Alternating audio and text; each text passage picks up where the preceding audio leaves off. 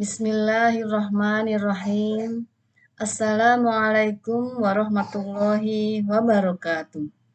Alhamdulillahilladzi hadana li hada wa ma kunna linahtadiya laula an hadanallah.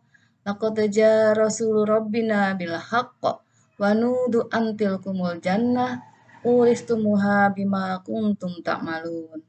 Asyhadu an la ilaha illallah wa asyhadu anna Muhammadan abduhu wa rasuluh. Amma ba'du. Segala puji bagi Allah, salawat dan salamnya semoga tetap tercurahkan keharibaan Nabi Agung Muhammad Sallallahu Alaihi Wasallam. Perkenalkan, nama saya Emma Rahmawati. Saya mahasiswi STAI Muttaqin, jurusan Hukum Keluarga Islam semester 4 dengan nomor induk mahasiswa 010221011030. Yang terhormat Bapak Ahmad Toha sebagai dosen pengampu mata kuliah Fikih Mawaris dan KHI dan rekan-rekan mahasiswa yang saya banggakan. Di sini saya akan mempresentasikan mengenai ilmu mawaris, yaitu pengertian mawaris dalam Islam, rukun dan hukumnya. Di antara sunnah Rasulullah Shallallahu Alaihi Wasallam yang saat ini jarang diamalkan ialah hukum-hukum terkait warisan. Hal demikian terjadi terutama disebabkan oleh ketidakpahaman terhadap Islam dan sikap taklid terhadap tradisi atau kebiasaan ala Timur maupun kontrak atau kesepakatan ala Barat. Pada akhirnya, pembagian harta warisan menjadi praktek kezaliman yang diterima secara terpaksa. Bahkan seringkali menjadi sumber konflik yang memutuskan silaturahmi suatu keluarga hingga timbul korban jiwa. Apa yang dianggap sebagai maslahat saat meninggalkan sunnah Rasulullah Shallallahu Alaihi Wasallam justru menjadi kerusakan dan bahaya, baik terhadap diri, keluarga, maupun masyarakat. Pengertian mawaris adalah ilmu yang berkaitan dengan pembagian harta warisan berdasarkan prinsip dan syariat dalam Islam. Pada umumnya, sistem pengetahuan ini juga disebut dengan istilah faraid. Mempelajari ilmu mawaris, hukumnya adalah fardu kifayah. Artinya, ketika sudah ada orang yang menekuni dan memahaminya, maka gugurlah kewajiban bagi pihak lainnya. Dan mengamalkannya adalah fardu ain atau wajib ain, sebagaimana wajibnya sholat 5 waktu. Hikmah mawaris sendiri antara lain adalah menciptakan kedamaian di tengah keluarga yang sedang berduka. Sebab tak jarang sebuah ikatan harus terputus hanya karena perebutan harta warisan yang dianggap tidak adil atau kurang sesuai harapan. Dari pengertian di atas dapat disimpulkan bahwa mawaris adalah sistem pengetahuan yang membahas mengenai pembagian harta seseorang yang telah meninggal dunia kepada ahli warisnya sesuai dengan prinsip dan syariat dalam agama Islam. Kemudian landasan hukum mawaris. Dasar hukum mawaris adalah Al-Quran Surah An-Nisa ayat 7. Di dalamnya mengatur peralihan harta dari pewaris pada para ahli warisnya.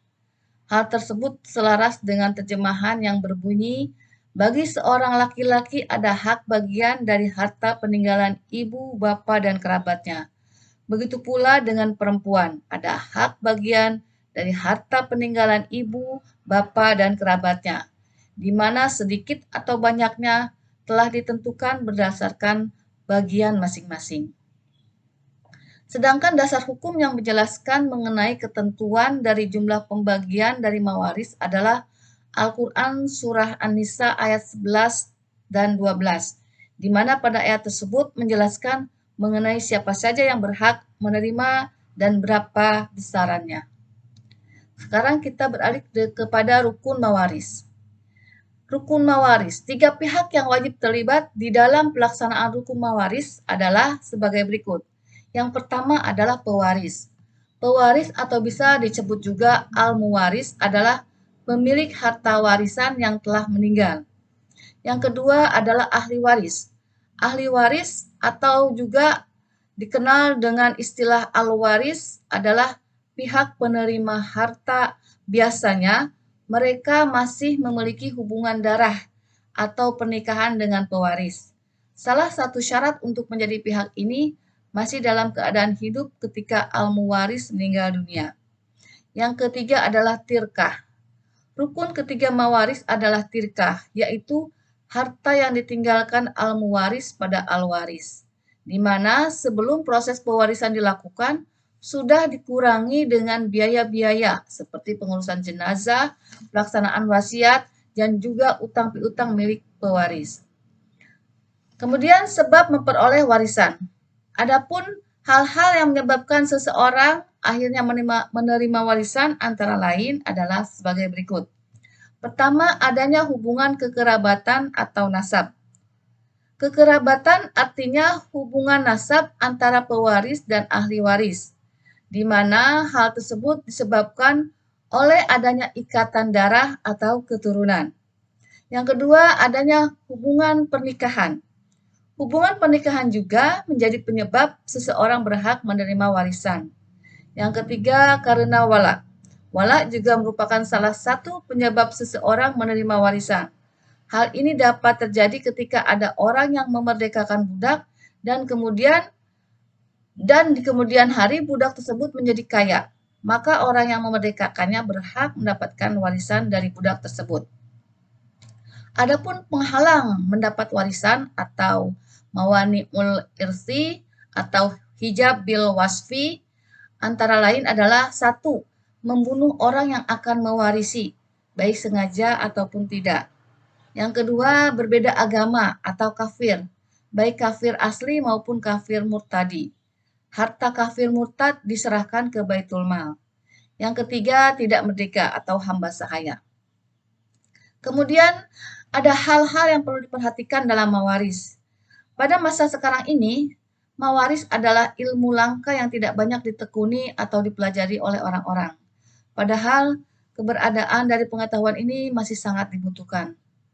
Tujuan mempelajari ilmu mawaris adalah untuk menghindari timbulnya perpecahan di dalam keluarga, hanya karena berebut harta peninggalan. Penjelasan lebih lanjut mengenai ketentuan mawaris dalam Islam antara lain sebagai berikut. 1. Pembagian warisan dalam Islam harus dilakukan secara adil. 2. Pembagian warisan dalam Islam mengangkat derajat kaum perempuan. Ketiga, mawaris mengatur siapa saja yang berhak memperoleh warisan atau menjadi ahli waris.